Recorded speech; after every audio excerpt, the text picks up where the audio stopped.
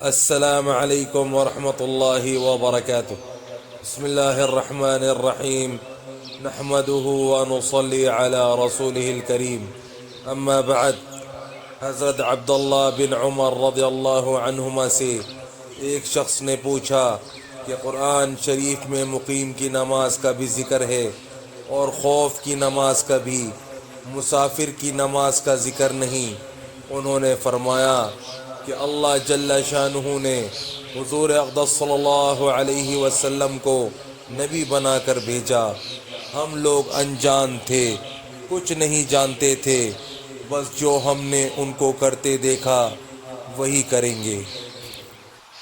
اس بات سے ہمیں یہ نصیحت ملتی ہے کہ ہر مسئلے کا قرآن شریف میں صراحتاً ہونا ضروری نہیں، عمل کے واسطے حضور اقدس صلی اللہ علیہ وسلم سے ثابت ہونا کافی ہے۔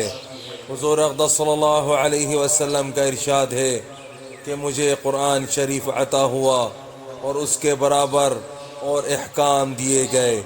عن قریب وہ زمانہ آنے والا ہے کہ پیٹ بھرے ہوئے لوگ اپنے گدھوں پر بیٹھ کر کہیں گے کہ بس قرآن شریف کو مضبوط پکڑ لو، جو اس میں احکام ہیں ان پر عمل کرو۔